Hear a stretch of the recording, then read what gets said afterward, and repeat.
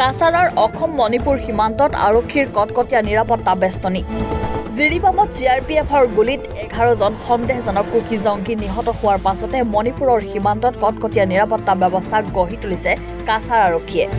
সীমান্তৰ সৰগ পথৰ পৰা সমান্তৰালকৈ নদী পথতো কঠোৰ দৃষ্টি আৰক্ষীৰ। মণিপুৰৰ কাছাৰত অবৈধভাৱে কোনোৱে প্ৰৱেশ কৰিব নোৱাৰে তাৰ প্ৰতি লক্ষ্য ৰাখিছে আৰক্ষীয়ে। আৰক্ষী অধীক্ষক নোমাল মাহাত্ৰাই জনাইছে, জিৰিবামৰ অশান্তিকৰ পৰিৱেশৰ সুযোগ লৈ কাছাৰত সংঘৰ্ষ কৰা পৰিকল্পনা কৰিছে কিছু দুৰ্বৃত্তই। তাৰ প্ৰতি লক্ষ্য ৰাখি আৰক্ষীয়ে মণিপুৰ সীমান্তত কঠোৰ নিৰাপত্তা ব্যৱস্থা গঢ়ি তুলিছে। আনকি মণিপুৰৰ সীমান্তৱৰ্তী নদীপথসমূহতো কটকটীয়া নিৰাপত্তা ব্যৱস্থা গঢ়ি তোলা হৈছে। মণিপুৰৰ জিৰিবামৰ SP মহোদয়ৰ লগত আমি যোৱাকালি মিটিং কৰিছোঁ। দ্বৈতভাৱে আমি একলগ হৈছোঁ আৰু আমি ফিল্ড ভিজিট কৰিছোঁ। তাৰ লগতে মিজোৰাম ছাইডত আৰু জিৰিবামৰ অঞ্চলত যি অশান্তিমূলক পৰিস্থিতি সৃষ্টি হৈছে, দুটা গোষ্ঠীৰ মাজত যি সংঘৰ্ষ হৈছে, যাতে আমাৰ এইফালে যাতে অসমৰ এৰিয়াত যাতে কোনো ধৰণৰ তাৰ প্ৰভাৱ নপৰে, তাৰ কাৰণে সকলো কাৰ্য ব্যৱস্থা গ্ৰহণ কৰিছোঁ। তাত আমাৰ যি নদী আছে, ৰিভাৰ লাইন পেট্ৰলিং আমাৰ ৰেগুলাৰ চলি আছে। আৰু যিবিলাক আমাৰ ফাৰ ফ্লাং এৰিয়া আছে, যিবিলাকত ৰুট কানেক্টিভিটি নাই, সেইবিলাকত আমি জলপথেৰে আমি পেট্ৰলিং কৰিছোঁ। কালি গোটেইবিলাক অঞ্চলত যেনেকৈ নামদাইলং কওক, ৰংমাইজান, বাঘখাল, জিৰিমুখ, এই সকলোবিলাক অঞ্চলতে আমাৰ অপাৰেশ্যন চলি আছে। আৰু মণিপুৰ আৰক্ষীয়েও আমাক সম্পূৰ্ণৰূপে সহযোগ কৰিছে।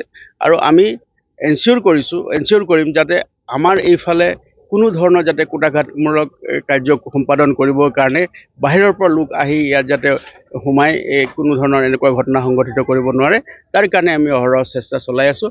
আৰু আমাৰ আৰক্ষী শীৰ্ষ মহলেও এই সংক্ৰান্তে আমাক যি নীতি নিৰ্দেশনা দি আছে, সেইমতে আমি কাৰ্যব্যৱস্থা গ্ৰহণ কৰিছোঁ। মণিপুৰত আহিছে বৰ্তমানলৈকে কালি নিশালৈকে আমি তাত আছোঁ।